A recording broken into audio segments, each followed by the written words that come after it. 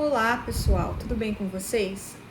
Hoje eu vim gravar o vídeo explicando para vocês o que aconteceu em 2023, por que eu sumi, né? Eu postei um vídeo aí no meu canal que em 2022, dia 6 de janeiro de 2022, o meu pai faleceu de câncer no estômago, tá? Quando ele descobriu, já estava no estágio 4, e aí ele viveu por 2 anos e meio quase, e se espalhou pelo corpo todo muito rápido, mas ele foi muito guerreiro, ele lutou até o fim, fez mais de 35 quimioterapias, 25 radioterapias, até que infelizmente não teve jeito, né? Precisou ir embora. Eu sou filha única. E aí, nesse meio tempo, os meus pais eram separados já há 18 anos. Mas eles sempre tiveram uma amizade muito boa. E o meu pai nunca casou de novo, nem a minha mãe. Então, nesse processo final do meu pai, né? Final de 2021, de dezembro até início, né? De 2022, meu pai veio para a cidade de Limeira.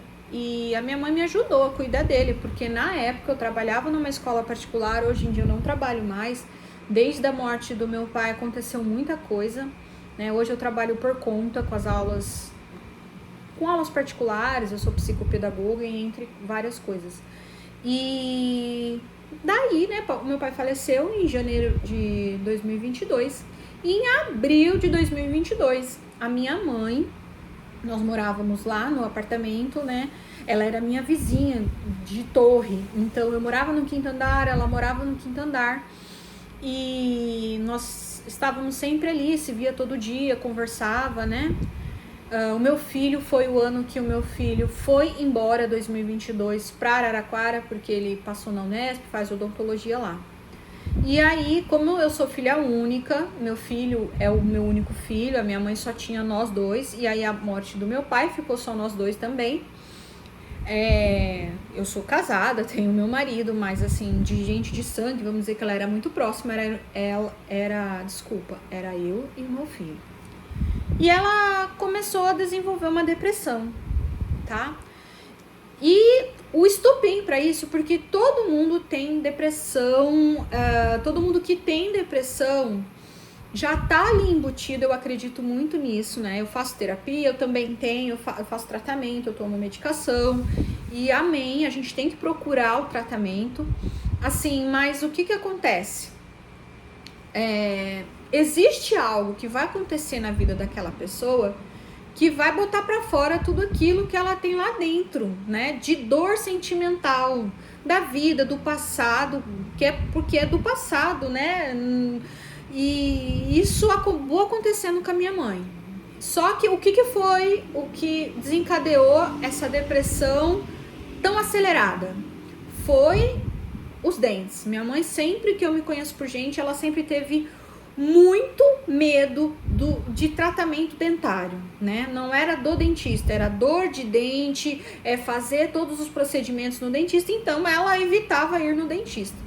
E aí juntou que a minha mãe tinha 62 anos, né? Ela tinha que fazer um tratamento, arrancar os dentes, ela não fazia canal, e eu acabei pegando esse medo dela também, porque a gente transfere os nossos traumas para os nossos filhos, tanto as coisas boas quanto as coisas ruins, mesmo se a gente não quer. E aí foi desencadeando, ela foi aumentando essa depressão, né? E a minha mãe, ela não acreditava no tratamento com o psiquiatra e os psicólogos. Eu comecei a minha terapia, eu procurei ajuda nessa transição do final de dezembro de 2021 para 2022. Então, foi tudo muito de uma vez. E eu insistia muito, ela não queria, ela sempre teve muito lúcida, e a depressão dela, ela só queria dormir, parou de comer, ela fez alguns tratamentos no dente, alguns ela foi muito bem tratada no particular, porque eu sempre levei ela no particular, mas teve uma vez que ela teve dor no dente, então assim, no procedimento lá durante a extração do dente, E isso ficou um trauma maior. E aí ela foi dizendo, né? Foi passando, abril, maio de 2022, junho eu não quero mais viver, eu não quero mais, eu não sirvo mais pra nada, o seu filho, né, o Arthurzinho, meu filho, foi embora, eu já cumpri a minha missão, o seu pai não tá mais aqui. E ela foi se debilitando, né, debilitando, e ela tomava os medicamentos, que ela ia ao médico, ela não deixava entrar junto, porque ela tava lúcida, ela andava, né, mas ela foi ficando muito magrinha, por quê? O medo era tanto dos dentes que ela parou de comer. Então ela comia tudo processado. Os legumes, a carne, tudo era como uma papa, como se alguém tivesse feito uma cirurgia do estômago. E aí, ela foi, né, e ela ia no médico, no clínico, e ela não falava a verdade, ela sempre teve problemas para dormir. Isso, desde que eu conheço a minha mãezinha, ela sempre dormiu pouco, não era uma pessoa que tinha facilidade para o sono. E aí ela pegou os remédios, né, os benzodiazepínicos que a gente conhece aí no mercado. O médico dava a receita e ela só queria tomar essa medicação para dormir, ela não queria tratar. E ela achou, né, que ela parando de comer, ficando enfraquecida, o coração uma hora ia parar, mas isso não aconteceu, né? E ela é complicado porque às vezes a gente fala assim, nossa, mas tinha, né? Tem que pegar a pessoa e levar à força, internar. Gente, é muito complicado quando a gente passa por isso, né? Eu vivi o câncer, né? De alguém da família muito próximo. Era a primeira vez isso na minha vida. Então, foi muito dolorido. Foi muito mais pro meu pai, mas pra mim ali que tava com ele, eu não, né? É tudo muito novo. E eu nunca tinha passado também com ninguém da minha família por um processo de depressão. Então, assim, eu fui muito bem orientada pela minha psicóloga, que até hoje me atende, o psiquiatra. Eles falavam, você pode internar ela, mas como ela era muito lúcida e ela falava, não faz isso comigo, por favor, filha, não faz, não faz. E eu sempre falava pra ela, falava, mãe, se um dia eu chegar aqui, porque eu tinha a chave do apartamento dela, né, e ela tinha do meu. Se um dia eu chegar aqui e a senhora não estiver bem, estiver desmaiada, né, porque tá fraca, eu vou levar você para Santa Casa, aqui da cidade de Limeira, e aí eu vou fazer tudo que os médicos vai mandar. E aí, gente, passou o final do ano, né, 2022, papai faleceu, isso começou em abril, tá, e entrou 2023, ela na mesma situação, cada vez mais debilitada, a gente discutia muito, porque eu via a minha mãe escapar dos meus dedos, né?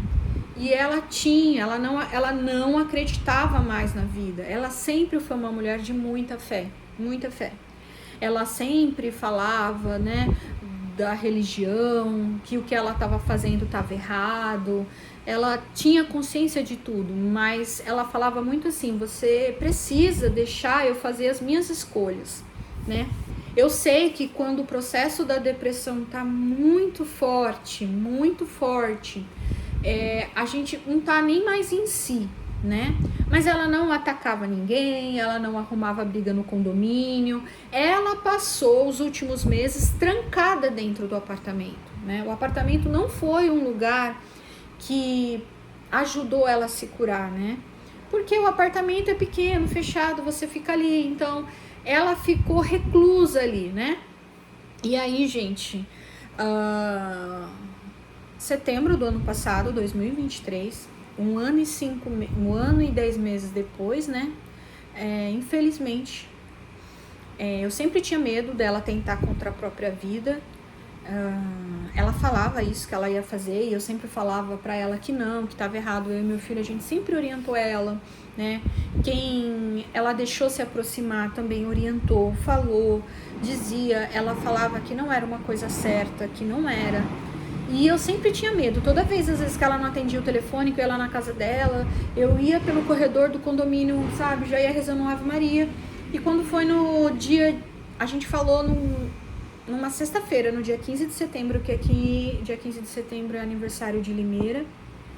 E a gente conversou por telefone, ela não... A gente chorou muito, né, sobre a nossa vida, os dilemas que a gente estava vivendo, os atritos que a gente tinha por conta, né...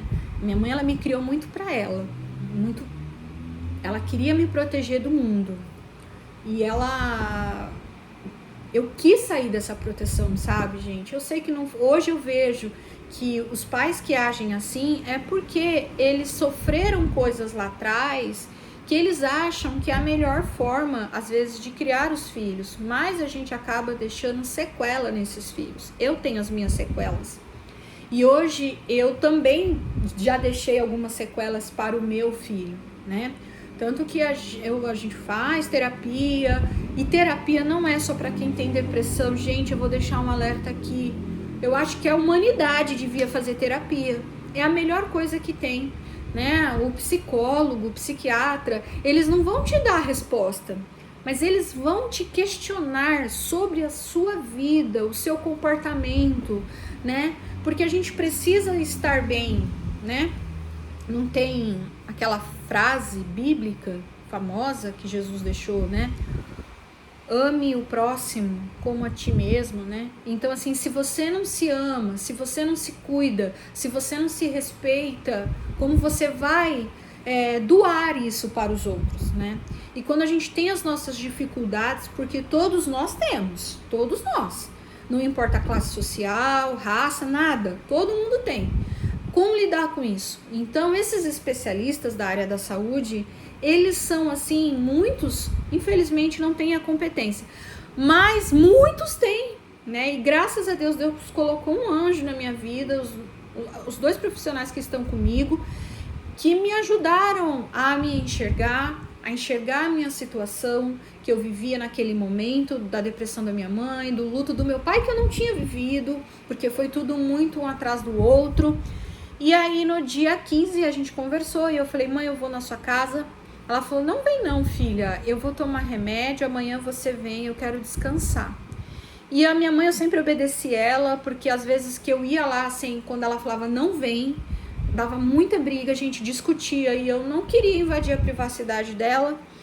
E aí no sábado eu levantei, no dia 16, e resolvi ir lá. Ela não me atendeu, eu liguei, o interfone não funcionava, o telefone não funcionava. E quando eu cheguei lá, ela tinha tirado a própria vida, né? Eu nunca achei que eu fosse viver uma situação dessa. Eu não tô chorando agora, porque o luto do suicídio, gente, é muito complicado. Eu tive o luto de uma pessoa do câncer, que foi o meu pai, que o câncer levou. Tive o luto do suicídio muito recente. Eu já perdi um filho, né? Hoje, se ele tivesse vivo, era para ter 20, 21 anos.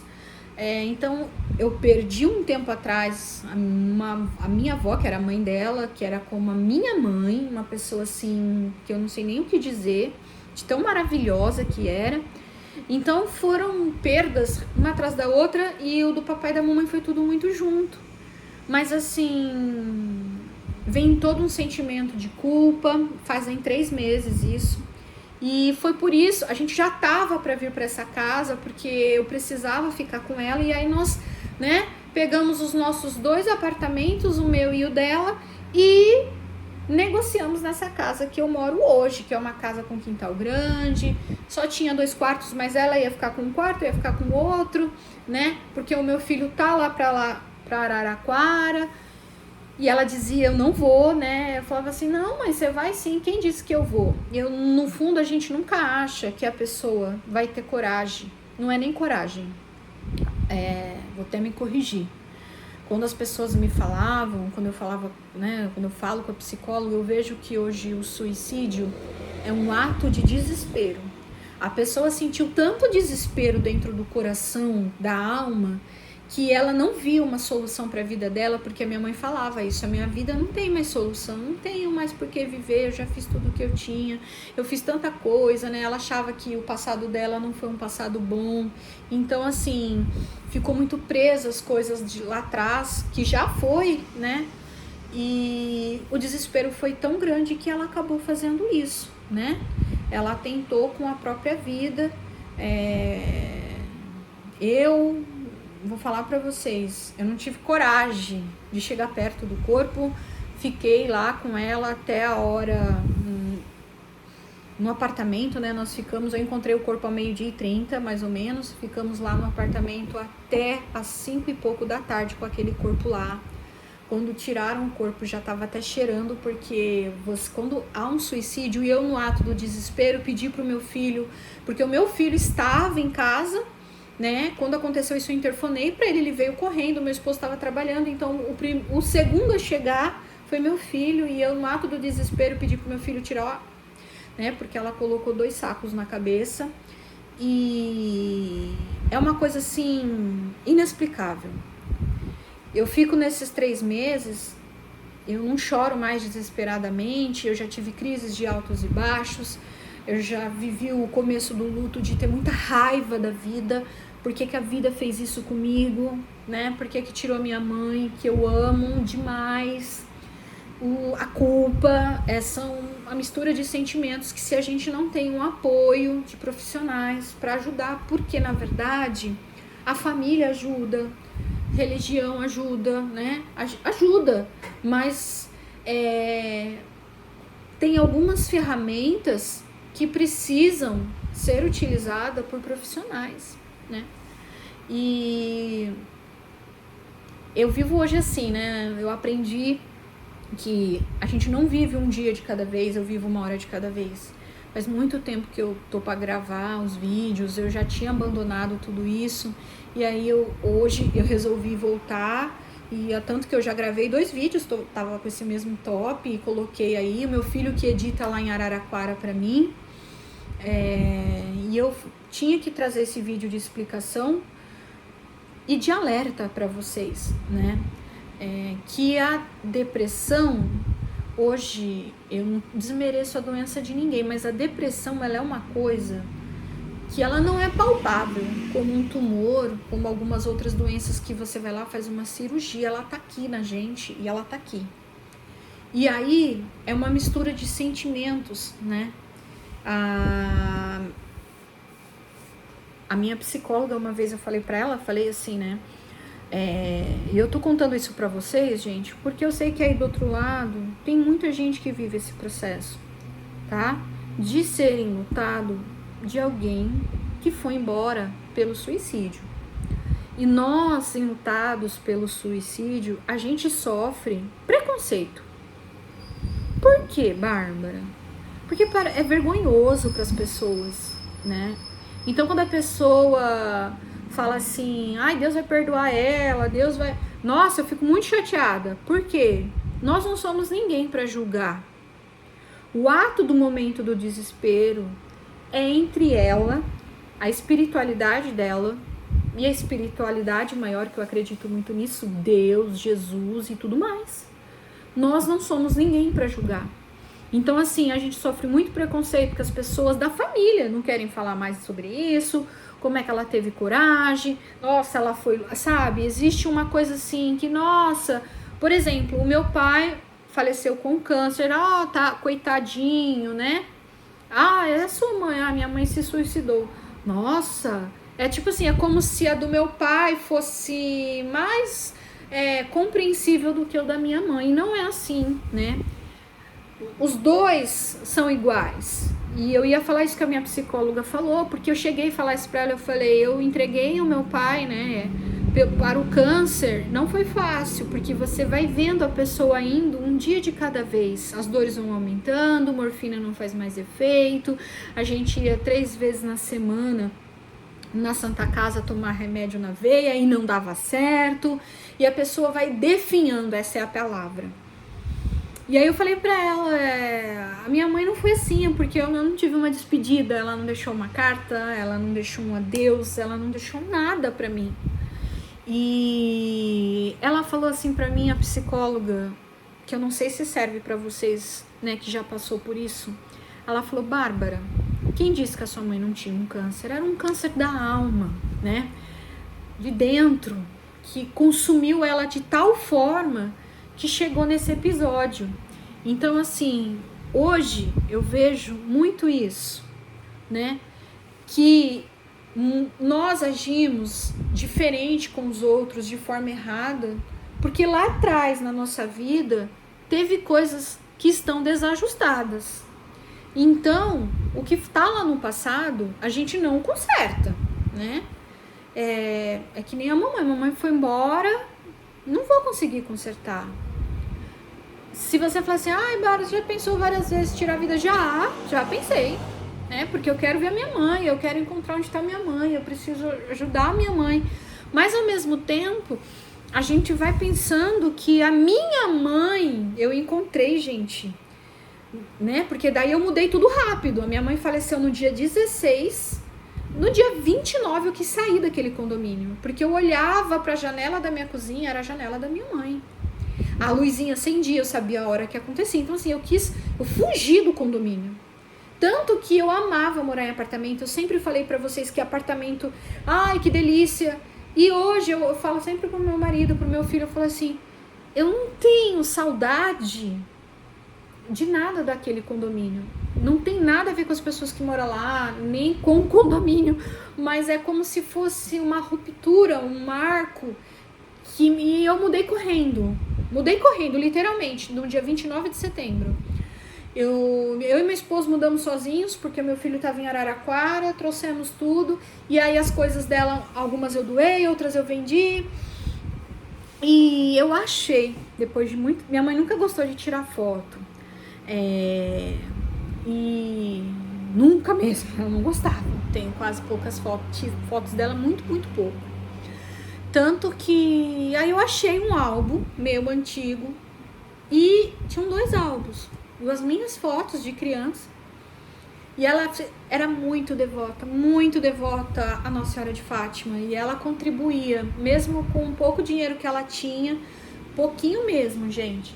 Ela contribuía, eu ajudava, sempre ajudei ela financeiramente. E ela contribuía com as doações, né, lá para a igreja da Nossa Senhora de Fátima. Então ela recebia todo mês, sabe? Calendário, santinhos, essas coisas relacionadas à Nossa Senhora de Fátima, Sagrada Família, né? E ela colava do lado das minhas fotos, das fotos do Arthur, como uma proteção para que a Nossa Senhora, né, que os anjos guardiões, eles protegessem sempre eu e o Arthur. E aí o outro álbum, ela guardou. Foi ali que eu vi o quanto ela me amava, porque eu cheguei a falar pra ela, doente, né? Eu falei, mãe, você não me ama, você, né? Se você me amasse, você deixava eu te ajudar. E ela falava, eu te amo demais, filha. Você não tem noção. Então, assim, era um álbum com todas as cartinhas que eu dei pra ela desde que eu comecei a aprender a escrever. Eu sempre tive o costume de Natal, aniversário, escrever muitas cartas. Ela também, o meu filho fazia isso, escrevia, e ela guardou as minhas e a do meu filho, né? Do meu filho tem bem pouquinho, mas as minhas estão lá.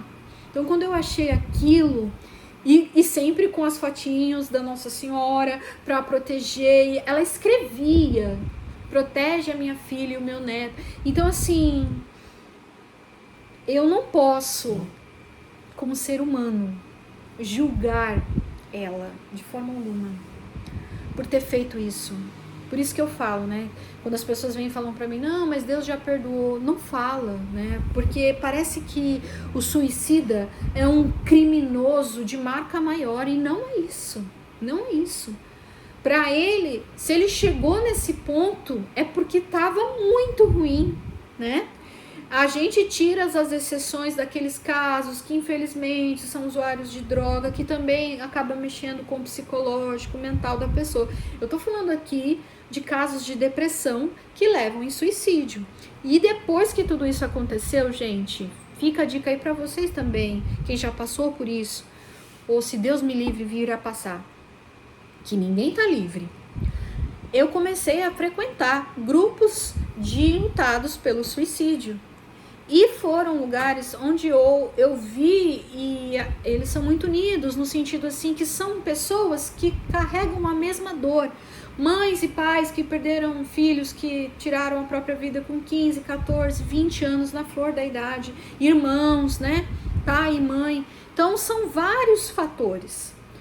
E, assim, a gente não pode julgar. né? A gente não pode. É o conselho que eu deixo. Então hoje eu tento cuidar das coisas, né? Eu sempre falo, se vocês falarem assim, com o tempo melhora? Não, com o tempo piora. Porque parece que a ficha vai caindo, e vai caindo, e hoje eu tenho assim, o meu luto não tá superado, né? Se alguém falar assim, eu tenho ainda assim, às vezes, raiva da vida, às vezes eu tenho raiva do mundo, às vezes eu tenho raiva de mim, né? Dela jamais, nunca tive, né? Eu sempre falo com ela, eu tenho mania de falar, e eu falo muito com ela, eu falo, mãe, você foi sapeca, você me deixou, né? Minha mãe faleceu nova, aos 62 anos, eu tô com 42, então ela ainda tinha uma vida pela frente. E eu fiquei, assim, sem os meus pais muito nova, assim, eu sei que tem gente que fica mais, crianças, mas acabou acontecendo tudo isso, foi por isso que eu sumi. Se alguém aí quiser entrar em contato comigo, eu vou deixar o meu e-mail, né, aí a gente pode conversar por WhatsApp. Eu sempre gostei de ajudar as pessoas, eu trabalho hoje aqui, né, porque eu já estava fazendo isso quando meu pai faleceu, em janeiro de 2022. Em junho, eu pedi, em março, na verdade, eu pedi para a escola me mandar embora e eu consegui fazer um acordo. Eu tinha 13 anos de escola, ganhava muito bem, vocês não têm noção. Porque eu não queria mais estar dentro de sala de aula, né? Nós que somos professores vão entender que não é fácil. E eu queria trabalhar, porque eu já estava trabalhando com aulas particulares, com reforço, com atendimentos psicopedagógicos. E aqui nessa casa, lá na sala, eu tenho o meu espaço pedagógico. E nessa situação toda que aconteceu da perca da minha mãe, né? Porque um dia eu vou encontrar minha mãe. Até fiz uma tatuagem aqui, gente. Não vai dar para vocês verem, mas eu escrevi, né? Mãe e pai, estaremos juntos pela eternidade. As minhas crianças que eu atendo aqui durante a semana são um bálsamo para mim, porque é um momento que eu não penso no que houve, eu não penso em nada, porque eu tô ali com as minhas crianças, eu atendo uma de cada vez e deu certo, eu tô feliz em ser professora dessa forma, né, porque era o que eu queria, o que eu sonhava. Meu marido, meu filho me ajudaram muito, a minha mãe lá no início, né, logo que depois que meu pai faleceu, ela me ajudou, eu atendia lá no outro quarto que o meu pai ficava, mas assim, acabou acontecendo tudo isso. Então, gente, eu tô vivendo isso, eu acredito que eu vou ser enlutada para sempre, né? Eu sempre peço para sonhar com ela, para a gente conversar, mas é complicado porque o pensamento liga muito a outra pessoa e isso também não é bom, porque a gente não sabe, né, como que a pessoa tá, né, as condições da pessoa do outro lado da vida, né, porque eu acredito muito nisso, que existe um outro lado, que isso que a gente carrega é como as plantas, nasce, cresce e morre, mas o nosso espírito é imortal. Então a minha mãe, ela ainda está, né, viva. O que morreu, o que ela acabou adiantando o processo foi da matéria, mas o espírito dela é vivo. E eu quero ser a melhor filha que eu possa ser, mesmo ela não estando mais. A melhor mãe que eu possa ser. A melhor esposa que eu possa ser. A melhor professora, amiga, né? Que eu puder ajudar as pessoas que eu possa ser. Para ela continuar tendo amor, orgulho de mim. Eu tenho muitos erros, como vocês, né? Mas a gente não pode se prender a eles, a gente tem que ir lá e tentar resolver e fazer melhor, o máximo que a gente consegue. Então, gente, desculpa pelo vídeo longo. Olhem os seus queridos do outro lado, se estão doentes, depressivo, ajude. Não julguem, não atire pedras, procure ajuda para você também. Isso foi assim, eu acho que se eu não tivesse já começado os meus tratamentos antes dessa tragédia acontecer na minha vida, eu acho que teria sido pior, muito pior, né? Porque eu fui amparada. Deus, ele sempre coloca anjos para nos amparar. E nesse momento que eu passei isso, eu tive anjos, né? Aqui na Terra também, né? Que estiveram comigo ali o tempo todo, me ajudaram, que me ajudam. Alunos que eu trabalhava ano passado, que esse ano já, né, não precisam mais do meu auxílio, mas que criaram vínculos maravilhosos com os pais. Então, assim, nada é por acaso, né? Que nem eu tatuei aqui também, gente. Isso também passa. Não vai passar o esquecimento, a saudade, né? A cena da gente encontrar a pessoa sem vida, ela fica me martelando ali 24 horas, mas eu sempre tento me desviar para não me prender a isso, tá bom? Eu agradeço para quem ficou até o fim me ouvindo. Fica aí todas essas observações, olhe para si, olhe para o outro, não julgue quem passou por isso, não julgue quem fez isso. Não somos ninguém para fazer esse tipo de julgamento, ok? Um beijo grande, Deus abençoe vocês e até o próximo vídeo. Tchau!